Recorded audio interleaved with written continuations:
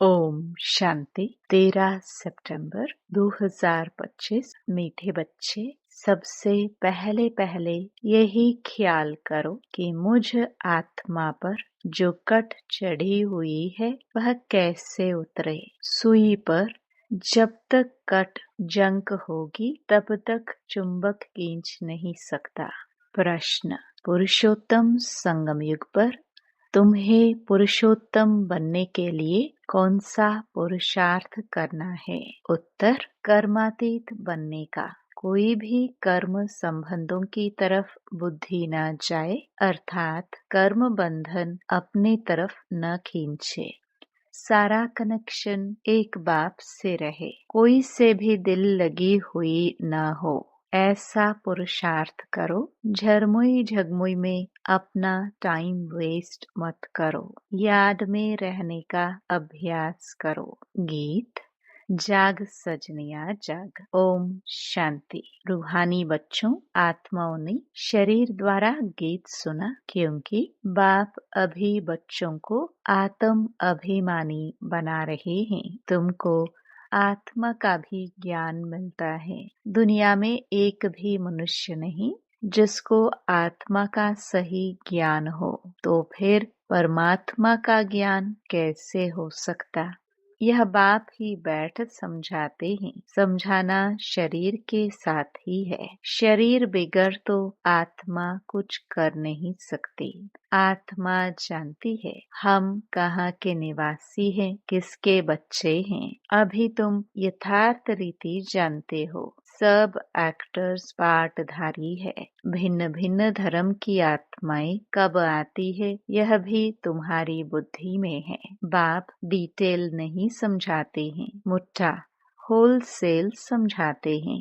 Wholesale अर्थात 1 second में ऐसी समझानी देते हैं जो सत्युग आदि से लेकर अंत तक मालूम पड़ जाता है कि कैसे हमारा पाठ नोंधा हुआ है। अभी तुम जानते हो बाप कौन है, उनका इस ड्रामा के अंदर क्या पार्ट है, यह भी जानते हैं। ऊंच ते ऊंच बाप हैं। सर्व का सदगति दाता, दुख हरता, सुख करता। शिव जयंती गाई हुई है। जरूर कहेंगे शिव जयंती सबसे ऊंच है। खास भारत में ही जयंती मनाते हैं। जिस जिस की राजाई में जिस ऊंच पुरुष की पास्ट की हिस्ट्री अच्छी होती है तो उनकी स्टैंप भी बनाते हैं।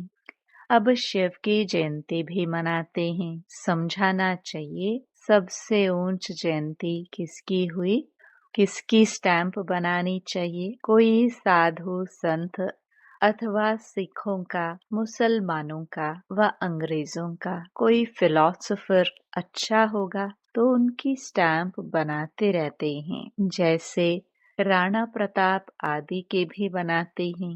अब वास्तव में स्टैंप होनी चाहिए बाप की, जो सबका सदगति दाता है। इस समय बाप न आए तो सदगति कैसे हो, क्योंकि सब रौरो नरक में गोता खा रहे हैं।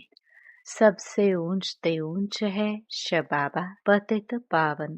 मंदिर में शिव के बहुत ऊंचे स्थान पर बनाते हैं, क्योंकि ऊंच ते ऊंच है ना। बाप ही आकर भारत को स्वर्ग का मालिक बनाते हैं। जब वह आते हैं तब सदगति करते हैं, तो उस बाप की ही याद रहनी चाहिए। स्टैंप भी शबाबा की कैसे बनाए?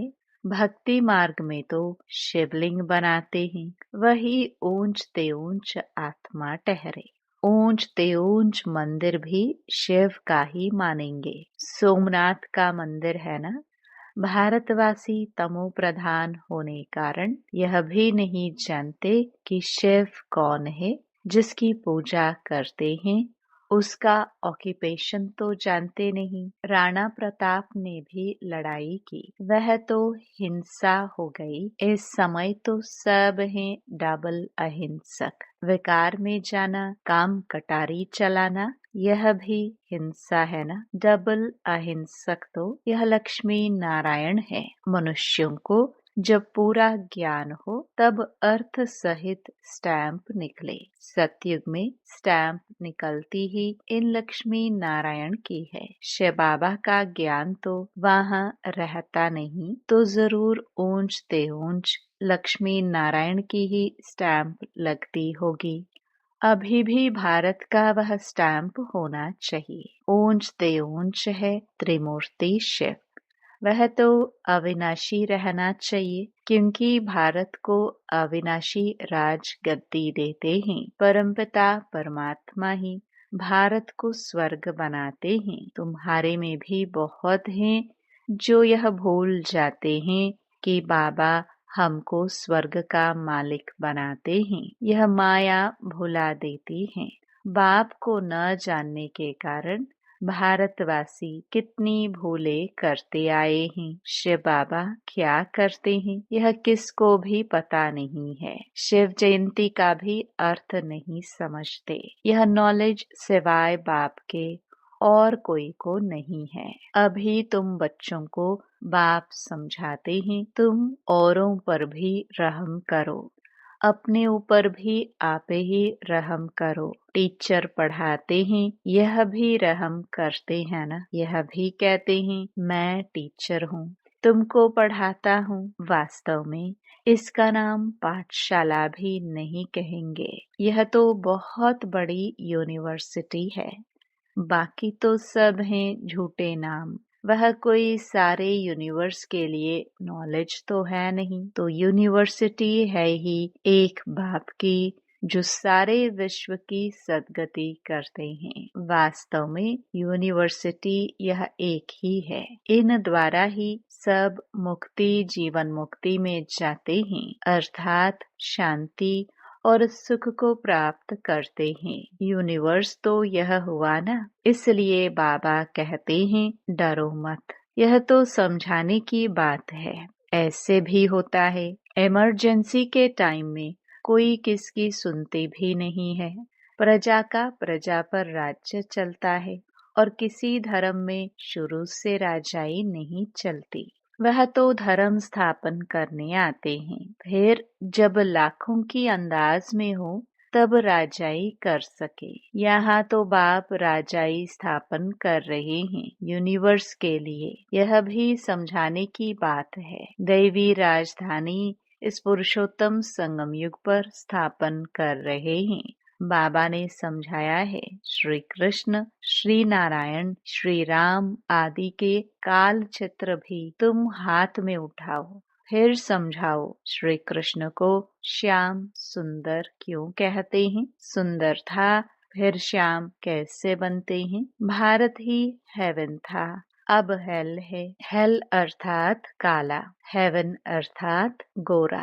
राम राज्य को दिन, रावण राज्य को रात कहा जाता है, तो तुम समझा सकते हो देवताओं को काला क्यों बनाया है। बाप बैठ समझाते हैं, तुम हो अभी पुरुषोत्तम संगम युग पर, वह नहीं है। तुम तो यहाँ बैठे हो ना, यहाँ तुम हो ही संगम युग पर पुरुषोत्तम बनने का पुरुषार्थ कर रहे हो। विकारी पतित मनुष्यों से तुम्हारा कोई कनेक्शन ही नहीं है। हाँ, अभी कर्मातीत अवस्था नहीं हुई है, इसलिए कर्म संबंधों से भी दिल लग जाती है। कर्मातीत बनना उसके लिए चाहिए याद की यात्रा।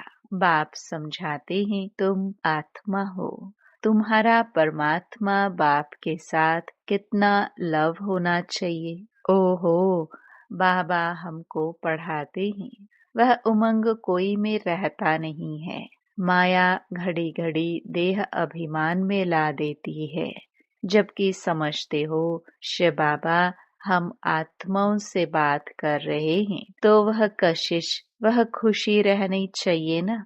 जिस सुई पर जरा भी जंक नहीं होगी, वह चुंबक के आगे तुम रखेंगे तो फट से चटक जाएगी। थोड़ी भी कट होगी तो चटकेगी नहीं, कशिश नहीं होगी। जहाँ से नहीं होगी फिर उस तरफ से चुंबक खींचेंगे। बच्चों में कशिश तब होगी जब याद की यात्रा पर होंगे, कट होगी तो खींच नहीं सकेंगे।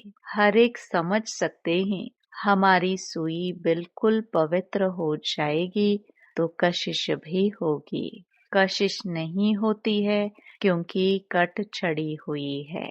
तुम बहुत याद में रहते हो तो विक्रम भस्म होते हैं। अच्छा, फिर अगर कोई पाप करते तो वह 100 गुना दंड हो जाता है। कट छड़ जाती है, याद नहीं कर सकते। अपने को आत्मा समझ बाप को याद करो। याद भूलने से कट छड़ जाती है तो वह कशिश लव नहीं रहता।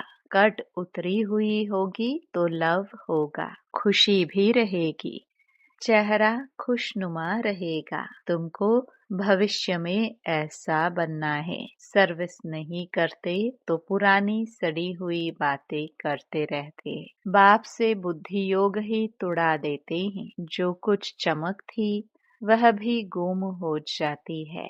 बाप से जरा भी लव नहीं रहता। लव उनका रहेगा जो अच्छी रीति बाप को याद करते होंगे। बाप को भी उनसे कशिश होगी। यह बच्चा सर्विस भी अच्छी करता है और योग में भी रहता है तो बाप का प्यार उन पर रहता है।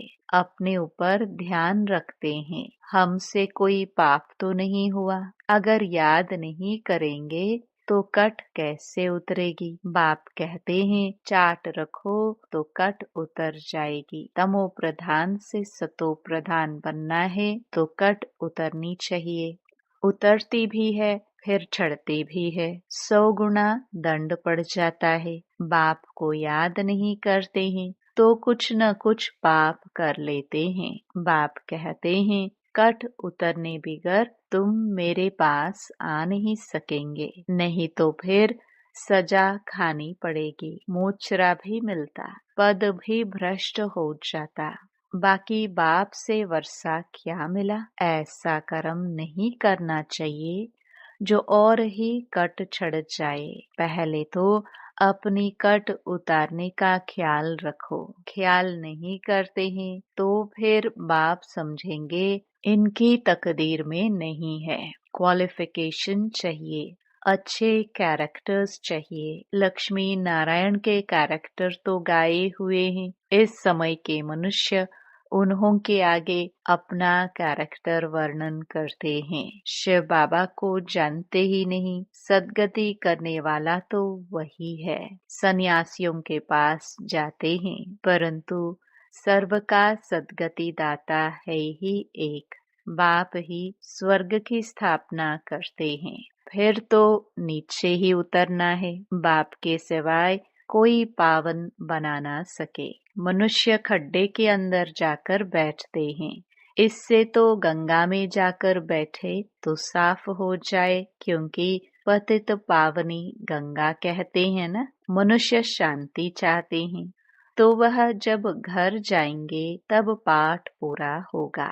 हम आत्माओं का घर है ही निर्वाण धाम। यहाँ शांति कहाँ से आई। तपस्या करते हैं, वह भी कर्म करते हैं ना। करके शांति में बैठ जाएंगे। शिव बाबा को तो जानते ही नहीं। वह सब है भक्ति मार्ग। पुरुषोत्तम संगम युग एक ही है। जबकि बाप आते हैं, आत्मा स्वच्छ बन मुक्ति जीवन मुक्ति में चली जाती है। जो मेहनत करेंगे वह राज्य करेंगे।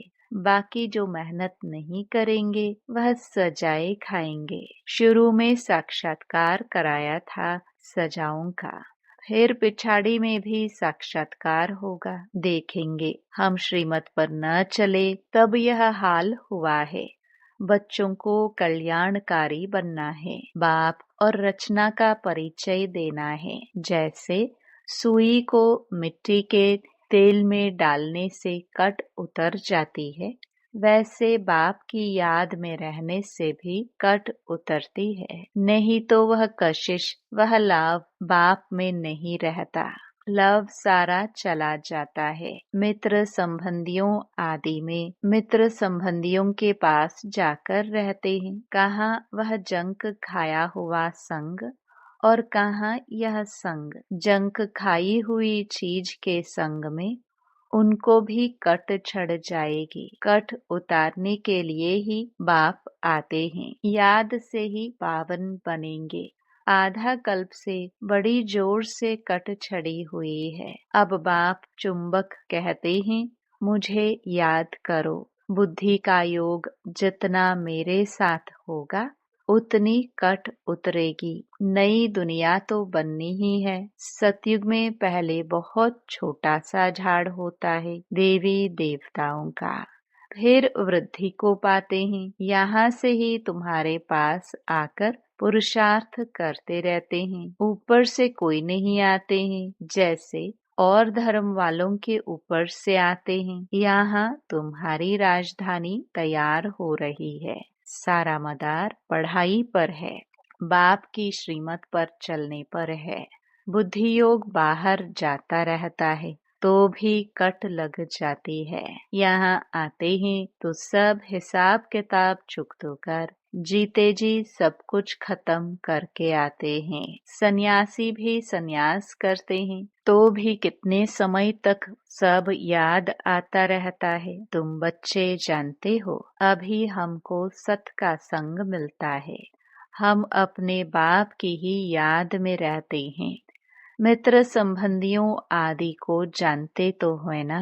गृहस्थ व्यवहार में रहते, कर्म करते, बाप को याद करते हैं। पवित्र बनना है, औरों को भी सिखाना है। फिर तकदीर में होगा तो चल पड़ेंगे। ब्राह्मण कुल का ही नहीं होगा तो देवता कुल में कैसे आएगा। बहुत सहज पॉइंट्स दी जाती है तो झट किसकी बुद्धि में बैठ जाए। विनाश काले विपरीत बुद्धि वाला चित्र भी क्लियर है।